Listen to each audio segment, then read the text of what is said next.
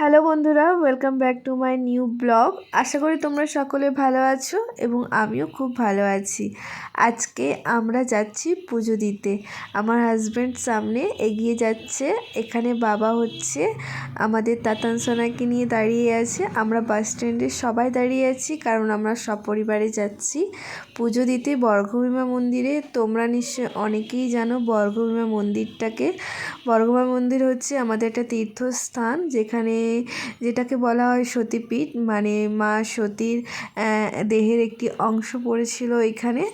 তো এটা নিশ্চয়ই সকলেই জানো, এর অনেক কাহিনী আছে। তোমরা যদি জানতে চাও তো তোমরা ইউটিউবে সার্চ করে নাও। আসলে আমি খুব একটা ভালো করে জানি না, যতটা জানি ততটাই বলেছি।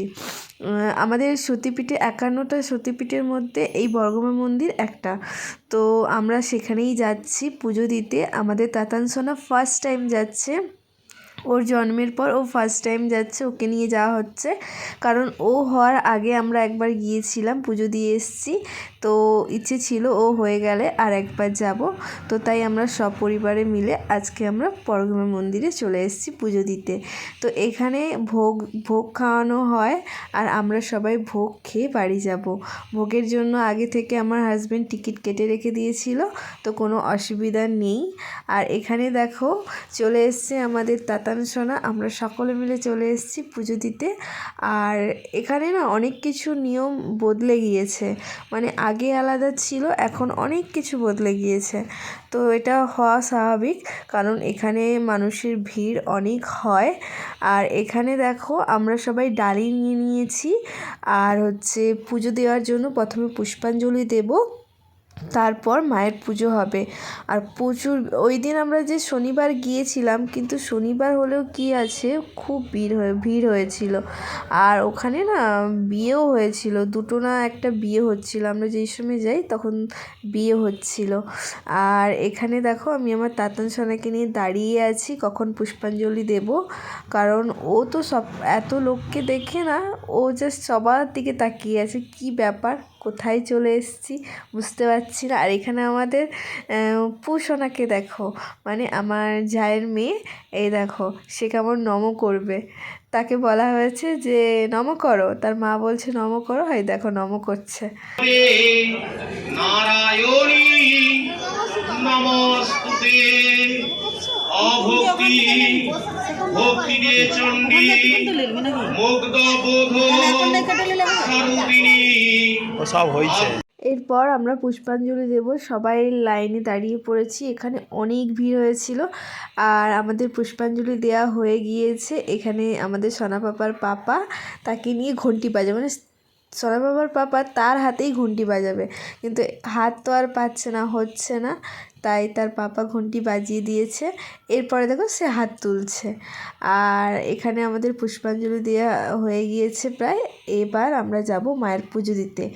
মায়ের যে পুজো দিতে যাব সেখানে কত লাইন আমি তোমাদের দেখাবো, চলো। অনেক বড় লাইন, মানে আমরা লাইন দিয়ে মায়ের পুজো দিয়েছি। খুব এখানে প্রতিদিনই প্রায় খুব ভিড় হয়।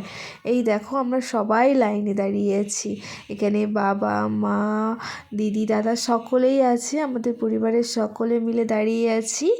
এই দেখো আমাদের তাতান সোনা হাঁ করে শুধু দেখছে।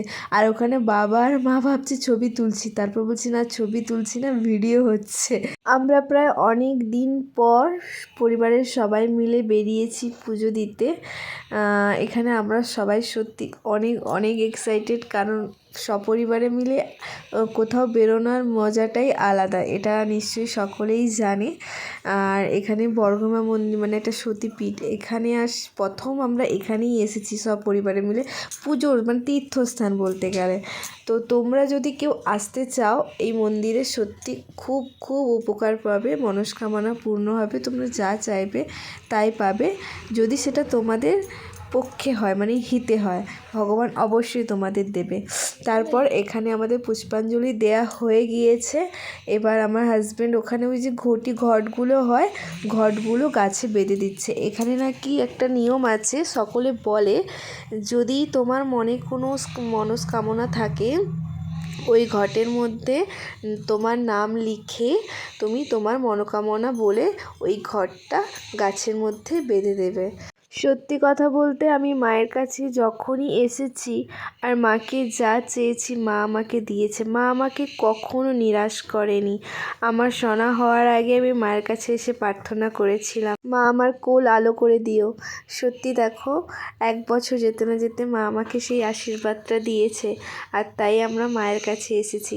আর মায়ের কাছে আসার কথা বললে না আমরা না বলতে পারি না। আমার হাজব্যান্ডের কাজ ছিল, তাও মা বলার পর যে যাবে বাড়ির সকলে মিলে, আমরা ওর কাজ ছুটি নিয়ে ও এসেছে। খুব ভালো লাগছে এখানে এসে। এই দেখো, আমরা এখানে প্রদীপ নয়, মোমবাতি আর ধূপ জ্বালিয়ে দিচ্ছি। আগে না এখানে জ্বালানো হতো না, এখন ওরা সেপারেট করে দিয়েছে। এটা অ্যাকচুয়ালি ঠিকই করেছে। আর আমি ওখানে দেখো মোমবাতি জ্বালাতে যাচ্ছি, আর ওখানে এতটাই গরম, মোমবাতি আমার হাত থেকে মানে আমি যখনই লাগাচ্ছি তখনই পড়ে যাচ্ছে। আমার না খুব খারাপ লাগছিল। কিছুতেই মোমবাতিটা দাঁড়াচ্ছে না, অনেকের না দাঁড়িয়ে যাচ্ছে, কিন্তু আমার মোমবাতি আর দাঁড়াচ্ছে না। তারপর আমার হাজব্যান্ড বললো তুমি আবার যাও, গিয়ে ওটা দাঁড় করাও, কিচ্ছু হবে না। তো আমি এখানে ধূপটা ধূপও আমার দাঁড়াচ্ছে না। সবার দেখো কত সুন্দর ধূপ দাঁড়িয়ে যাচ্ছে, আমার ধূপও দাঁড়াচ্ছে না, মোমবাতিও দাঁড়াচ্ছে না, মানে শুধু পড়ে যাচ্ছে।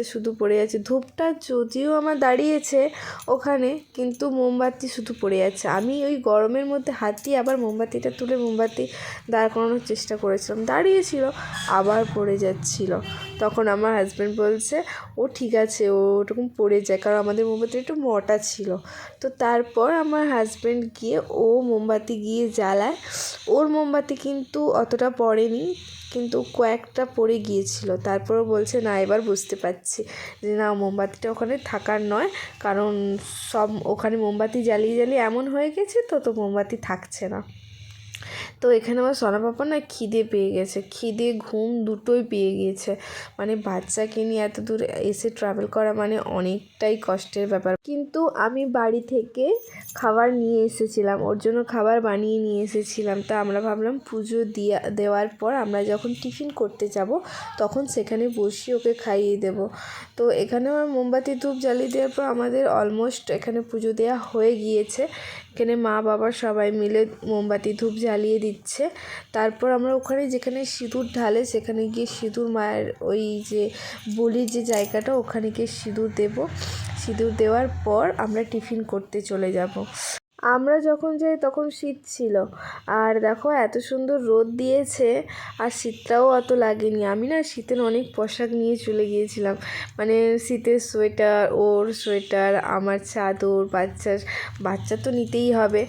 তো মা বলেছিল এত কিছু নেওয়ার কি দরকার ছিল, কারণ রোদ উঠে গেছে, এত জিনিস বেকার বয়ে নিয়ে এসেছি। আমি তো জানি না, আমি সেফটির জন্য নিয়ে চলে গেছি। আর এখানে দেখো আমার হাজব্যান্ড মোমবাতি আর প্রদীপ জ্বালিয়ে দিচ্ছে, মোমবাতি আর ধূপ জ্বালিয়ে দিচ্ছে।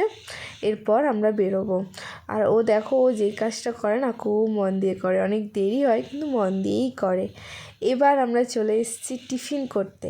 এবার টিফিন আমরা কি করেছি সেটা তোমাদের জানাবো। এখানে হচ্ছে আমরা একটা মানে হোটেলে এসেছি টিফিন করতে, সেটা দোতলায় এসেছি। হোটেলটা সত্যি ডেকোরেশনটা খুব সুন্দর হয়েছে, মানে একদম দারুণ ডেকোরেশন, আর খুব শান্তিপূর্ণ একটা মানে জায়গা বলতে গেলে। তোমরা কেউ যদি বর্গভীমা মন্দিরে আসো তো এই হোটেলটা অবশ্যই আসবে। হোটেলটার নামটা না আমার না ভুলে গিয়েছি মনে হচ্ছে।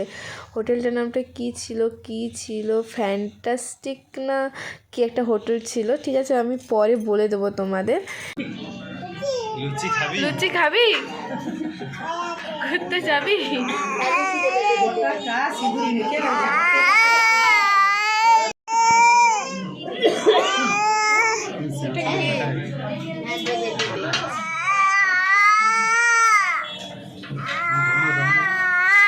তারপর আমরা ওখান থেকে মানে টিফিন খেয়ে আমরা চলে গিয়েছিলাম নদী ধারে একটু টাইম স্পেন্ড করতে, কারণ আমাদের হচ্ছে ভোগের সময় ছিল, ভোগ খাওয়ার সময় ছিল 1:30, আর আমাদের পুজো কমপ্লিট হয়ে গিয়েছিল 11টার মধ্যে। তো 11:30টার মধ্যে আমাদের টিফিনও হয়ে গিয়েছিল। তো আমরা এতক্ষণ কী করব, তাই আমরা ভাবলাম যে একটু নদী ধার থেকে ঘুরে আসি।